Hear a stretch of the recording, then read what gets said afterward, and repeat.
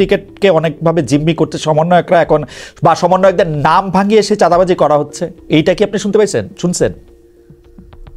সমন্বয়কদের নাম ভাঙিয়ে চাঁদাবাজির বিষয়টি আমি আমাদের কাছে বিষয়টি এরকম যে এখানে ধরে এখানে যেহেতু বৈষম্যবিরোধী ছাত্র আন্দোলন একটি প্ল্যাটফর্ম আকার এখানে ওয়ার্ক করছে, এখানে কিন্তু বিভিন্ন রাজনৈতিক সংগঠনগুলোর লোকজন কিন্তু ইনফিল্ট্রেটেড অবস্থা আছে এবং তারা কিন্তু এখানে ওয়ার্ক করছে। তো এই ক্ষেত্রে অনেকে কিন্তু উদ্দেশ্য প্রণোদিত ভাবে এই প্ল্যাটফর্মকে প্রশ্নবিদ্ধ করার জন্য কিন্তু নানা ধরনের ষড়যন্ত্র করে থাকে। তো সেক্ষেত্রে এরকম ঘটনা ঘটা আমার কাছে মনে হয় খুব বেশি আসলে ইলজিক্যাল বা অবান্তর। আমি যেটা বলতে চাচ্ছিলাম যে মূলত এখানে 5 আগস্ট পরবর্তী সময়ে আমরা দেখেছি যে কিভাবে টেন্ডারবাজি, চাঁদাবাজি, তারপর হচ্ছে যে এই দখল, এইসব কিন্তু চলতেছিল। তো এই বিষয়গুলো কিন্তু আমাদেরকে সবসময় আমরা মনে করছি যে শুধু সরকার না, আমাদেরও কাজ করতে, আমরা যখন মানুষের সাথে কথা বলি এই জিনিসগুলো সবসময় কিন্তু আমাদের ভোগাইছে। আমি যদি আপনাকে জাস্ট আগস্ট মাসে কিছু কথা বলি, আগস্ট মাসে কিছু কথা যদি আপনাকে আমি বলি, সেটা হচ্ছে যে আপনার বিএনপির হচ্ছে 5 আগস্ট থেকে 25 ডিসেম্বর পর্যন্ত যদি দেখেন, বিএনপি ও অঙ্গ সংগঠনের মধ্যকার অন্তর্কুন্দলে 20 জন নিহত হয়। আমার কাছে পুরো তালিকা ধরে ধরে তথ্যসূত্র সহ আছে। জি, তো এরকম ভাবে আমি আগস্ট মাসে যদি আপনাকে কিছু চাঁদাবাজির তথ্য আমি দেখাই, সরি আমার একটু টাইম নিচ্ছি, আমি কোনো অসুবিধা নেই, আপনি টাইম নেন। আমরা আমরা একটু অনুষ্ঠানের সময় একটু বাড়াবো কামাল ভাই, আপনি যদি অনুমতি দেন একটু আমরা সময় বাড়াবো আজকে, যদি আপনি অনুমতি দেন কামাল ভাই। না কোনো সমস্যা নেই, কোনো সমস্যা নেই। মজুমদার আমরা একটু বাড়াবো সময় প্লিজ। হ্যাঁ, আমি হচ্ছে প্রথম আলোর একটি 22 আগস্ট 2024 একটি খবর পড়ছি। আপনার হেডলাইন হচ্ছে পরিবহনে চাঁদাবাজির হাত বদল আওয়ামী লীগ থেকে বিএনপি। 16 আগস্ট 2024 বিএনপি সাইনবোর্ডে চাঁদা নিয়ন্ত্রণ ও দখলের অভিযোগ। 24 আগস্ট 2024 পরিবহনে চাঁদাবাজি দখলের কর্তৃত্ব হারিয়েছে আওয়ামী লীগ। প্রথম আলো, তারপরে বিবিসি, এরকম একদম আমাদের নাম করা পত্রিকা গুলো নিউজগুলো হচ্ছে এরকম অন্তত 100টা নিউজ আছে শুধু অগাস্ট মাসে। আমি যেটা বলার চেষ্টা করছি, আমি বিএনপি কে সংগ্রহ আকারে আমি বলছি না, বরং হচ্ছে যে তৃণমূল পর্যায় থেকে শুরু করে এখানে আপনার বিভিন্ন সিন্ডিকেট নিয়ন্ত্রণের ক্ষেত্রে কিন্তু আওয়ামী লীগ যখন সরে যায় নতুন ভাবে এই সিন্ডিকেট গুলো কিন্তু পরিচালনা হচ্ছে এবং সেখানে চাঁদাবাজি হচ্ছে, টেন্ডারবাজি হচ্ছে, অসহযোগিতা হচ্ছে। সেজন্য দ্রব্যমূল্য কিন্তু এই জিনিসগুলো, দ্রব্যমূল্য কিন্তু এই বিষয়গুলোর সাথে কানেক্টেড। আপনি একটা বাস আসতেছে, একটা ট্রাক আছে যেটাতে চাঁদা রাখা হয়, সেক্ষেত্রে সে কিন্তু একটা সেলিং রেট তার কিন্তু আমার স্পেসিফিক দুইটা প্রশ্ন আছে, এই জায়গায় প্লিজ আপনি একটু অনুমতি দেন। জি আচ্ছা ঠিক আছে, আপনি শেষ করেন। আমি শেষ করি। আমার কথা হচ্ছে যে এখানে আপনার যারা রুট লেভেল পর্যন্ত বিভিন্ন রাজনৈতিক সংগঠনগুলোর মানুষজন কাজ করছে, এখানে সবাই কিন্তু সৎ উদ্দেশ্য নিয়ে আসে না, অসৎ উদ্দেশ্য নিয়ে আসে, সৎ উদ্দেশ্য নিয়ে আসে, সব ধরনের মানুষজন আছে। তবে আমরা মনে করি যে একটি সংগঠনের রাজনৈতিক পরিসরে তার উচিত হচ্ছে যে এখানে যে জিনিসটা ভালো কাজে প্রতিযোগিতা করা, কিন্তু আমরা দেখি যে রাজনৈতিক সংগঠনগুলো থেকে সেই পাওয়ার হোল্ড করে মানুষজন কিন্তু এই চাঁদাবাজি, টেন্ডারবাজির সাথে বিভিন্নভাবে জড়িয়ে যাচ্ছে। এখন এই ক্ষেত্রে আমাদের সবসময় ছাত্রদের প্রত্যাশা ছিল, বা এই জুলাই অভ্যুত্থানে যারা ছাত্ররা জীবন দিয়েছে তাদের আমরা মনে করছি প্রত্যাশা যে বাংলাদেশে নতুন বাংলাদেশ আসলে চাঁদাবাজি, টেন্ডারবাজি থেকে শুরু করে এই সিন্ডিকেট এগুলো চলবে না। কিন্তু আমরা দেখছি যে পুরনো বন্দোবস্ত বারবারই ফিরে আসছে এবং আমরা তার তীব্র বিরোধিতা করে যাচ্ছি এবং সমালোচনা করে যাচ্ছি এবং আমরা মাঠেও চেষ্টা করছি এই বিষয়গুলোকে কিভাবে সমাধান করা যায়। আমি জাস্ট আপনাকে একটা ছোট্ট অভিজ্ঞতা, আমার ব্যক্তিগত অভিজ্ঞতা শেয়ার করি। আমি হচ্ছে ঢাকা মেডিকেল মোড় হচ্ছে যে চা খাই, আপনি হয়তো ঢাকা বিশ্ববিদ্যালয় জানেন, ঢাকা মেডিকেল মোড়ে আমাদের ইমার্জেন্সি গেটের সামনে আমি চা খাই।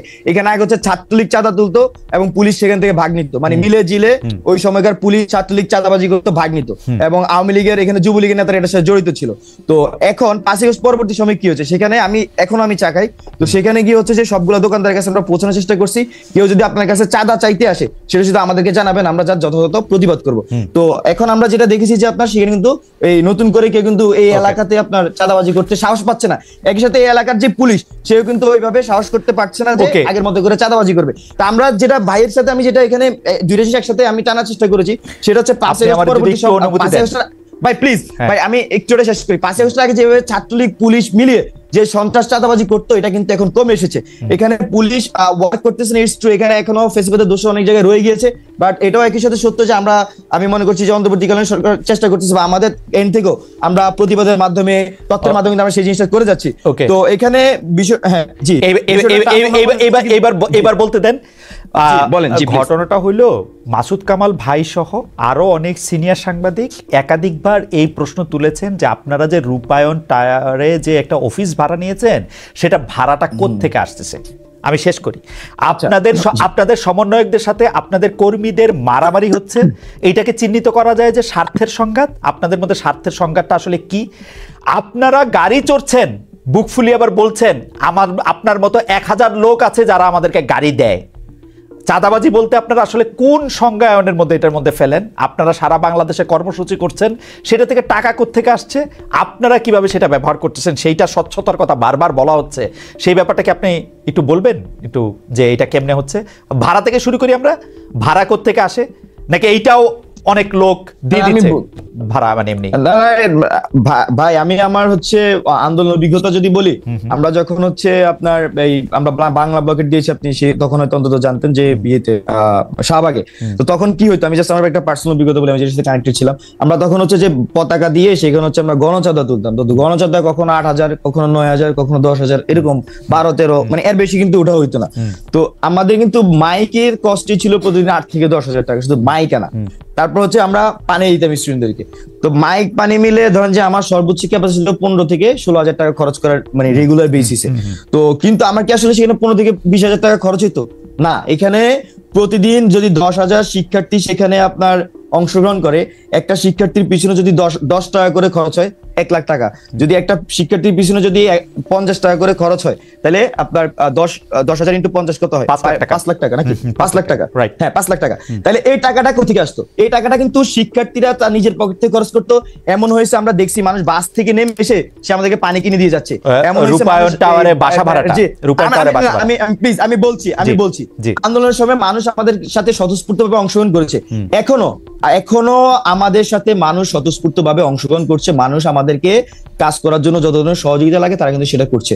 আপনি গাড়ির প্রশ্ন করেছেন, আপনি রূপায়ণ টাওয়ারের প্রশ্ন করেছেন। আমি আপনাকে খুব স্পষ্টভাবে বলতে চাই যে আমরা এখনো যে কোনো মানুষকে যদি বলি ভাই আমাকে একটা বিষয়ে সহযোগিতা করেন, তারা সেটা করবে। আমি জাস্ট আপনাকে একটা উদাহরণ দিচ্ছি।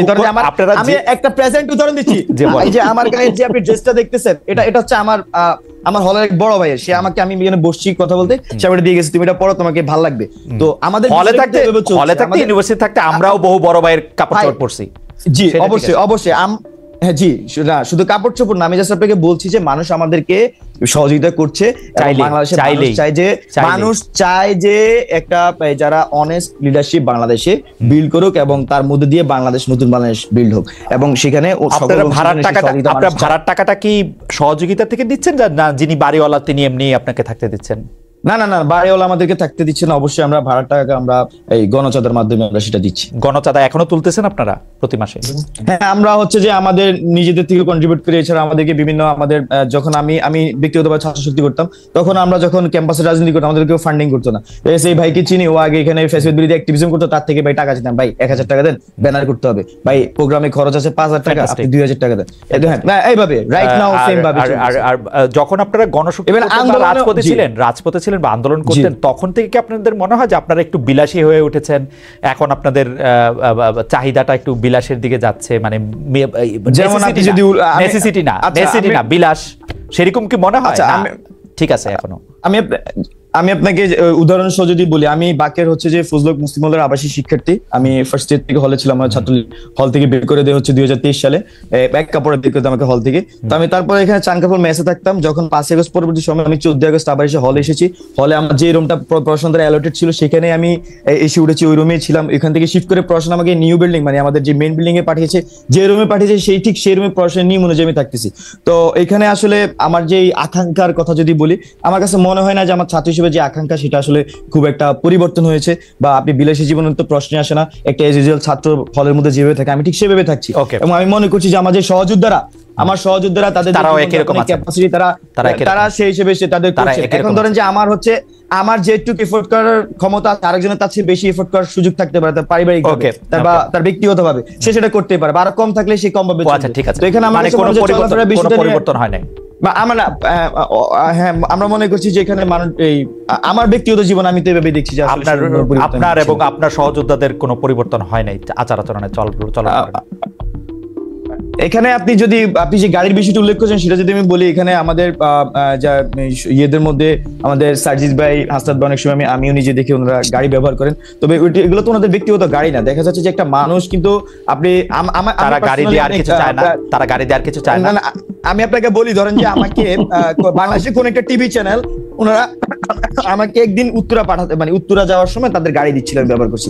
আমি ওই টিভি চ্যানেলকে কি দিয়েছি, মানে সাক্ষাৎকার ওনাদেরকে দিইনি। তারাও কি ওই টিভি চ্যানেলের মতো ধরেন আমি কুমিল্লা গেলাম, না আমি আপনাকে হ্যাঁ আপনি এটা প্রশ্ন করতে পারেন, কিন্তু আপনাদের হয়তো আমি জানি না আপনি বাইরে থেকে জিনিসটা বাংলাদেশে ফিল করতে পারতেছেন কিনা। বাংলাদেশে অসংখ্য মানুষ আছে, শুধু আমাদের মানে আমরা যে এই আন্দোলনগুলির সামনে দাঁড়িয়েছিলাম